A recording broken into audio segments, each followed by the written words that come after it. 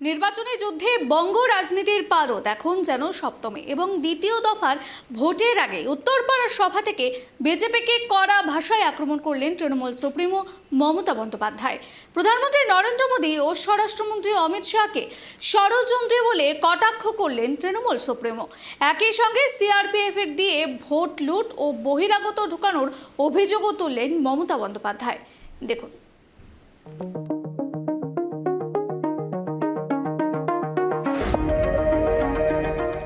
উত্তরপাড়া নির্বাচনী সভা থেকে ফের একবার রণংদেহী মেজাজে ধরা দিলেন মমতা বন্দ্যোপাধ্যায়। কেন্দ্রীয় স্বরাষ্ট্রমন্ত্রী অমিত শাহকে মোটা ভাই বলে কটাক্ষ করে তিনি অভিযোগ করেন, নন্দীগ্রামে সিআরপিএফ পাঠিয়ে ভোট লুটের চেষ্টা করেছে বিজেপি। এমনকি ভবানীপুরে ভোট স্লো করে দেওয়ার ষড়যন্ত্র করা হচ্ছে বলেও অভিযোগ করেন তিনি। মমতার স্পষ্ট হুঁশিয়ারি, ভয় দেখিয়ে তাকে রোখা যাবে না।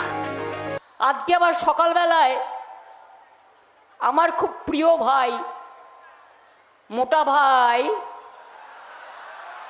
সিআরপিএফকে নিয়ে সিআরপিএফের নন্দীগ্রামে যাকে ভোট লুট করতে পাঠিয়েছিল তাকে নিয়ে মিটিং করে বলেছে ভোট স্লো করে দাও, লোকে যেন ভোট দিতে না পারে।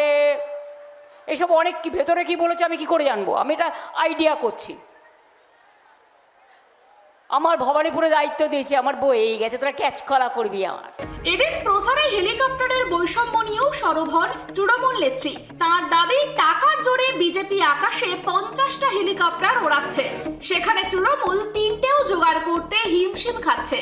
বিহারের উদাহরণ টেনে বাংলার মানুষকে সতর্ক করার পাশাপাশি অন্নপূর্ণা ভান্ডারের ফর্ম বিলি নিয়েও বিজেপিকে তুলোধরা করেন তিনি। দেখছেন বিজেপি কেমন খেপে গেছে, খুব চাপ, দৌড়োদৌড়ি করছে। আজকে নাকি 50টা হেলিকপ্টার আকাশে উঠছে, আমাদের 3টে জোগাড় করতে হিমশিম খেয়ে যাচ্ছি।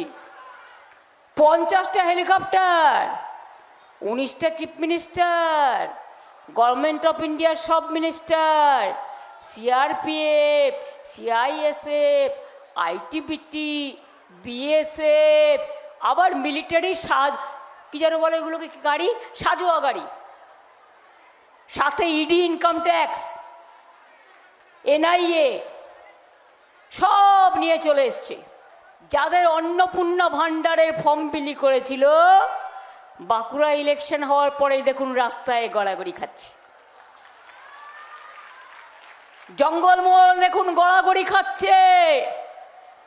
আর বিহারের মা বোনেরা আপনাদের বলেছে আমরা যে ভুল করেছি, बंगाल को लोग आपको एक करना नहीं चाहिए, ওদের সব ফেরত দিতে হচ্ছে এবং ওদের বুলডোজার দিয়ে উড়িয়ে দিচ্ছে। মাথায় রাখবেন, আমরা এসব করি না। বক্তৃতার শেষ পর্বে প্রধানমন্ত্রী ও স্বরাষ্ট্রমন্ত্রীকে ষড়যন্ত্রী মশাই বলে আক্রমণ করেন মমতা। তার অভিযোগ, পরিযায়ী শ্রমিকদের ধর্মীয় সুরসুরি দিয়ে ভোট করানোর চেষ্টা করছে বিজেপি। পেট্রোল ডিজেলের দাম বৃদ্ধি থেকে শুরু করে কৃষকদের আত্মহত্যা, একাধিক ইস্যুতে কেন্দ্রকে বিধে বিজেপিকে হানাদার ও হল্লা বাহিনী বলেও তোপ দাগেন তিনি। পেট্রোলের দাম কমাবার জন্য প্রধানমন্ত্রী কোনো উদ্যোগ নেয় না। ইলেকশন হয়ে গেলে তারপরেই দেখবেন আবার দাম বাড়বে। গ্যাসের আকাল, কৃষকদের আত্মহত্যা ভারতবর্ষে বেড়ে চলেছে, শ্রমিকদের রোজগার নেই। পরিযায়ী শ্রমিকরা ভোট দিতে এসেছিল, তাদের বলেছিল গীতা ছুঁয়েছে হিন্দুদের আর মুসলিমদের কোরআন ছুঁয়েছে, ছুঁয়ে বলেছে প্রতিজ্ঞা করো বিজেপি ছাড়া ভোট দেবে না, বিনা পয়সায় নিয়ে যাব। আর এসেই 2000 টাকা করে স্লিপ ধরিয়ে দিয়েছে। এরা হচ্ছে হানাদার, এরা হচ্ছে হল্লা বাহিনী। সত্যজিৎ রায়ের গুপি গাইন বাঘাবাইনের গানটা মনে আছে? ও মন্ত্রী মশাই, ষড়যন্ত্রী মশাই, থেমে থাক। যত চালাকি আর ভেলকি চলবে না। প্রথম দফার রেকর্ড ভোটদানের নেপথ্যে এনআরসি আতঙ্ক কাজ করেছে বলে দাবি মমতার।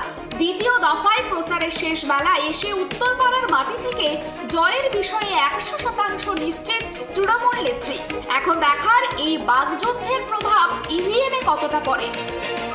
Bureau report, KTV Bangla.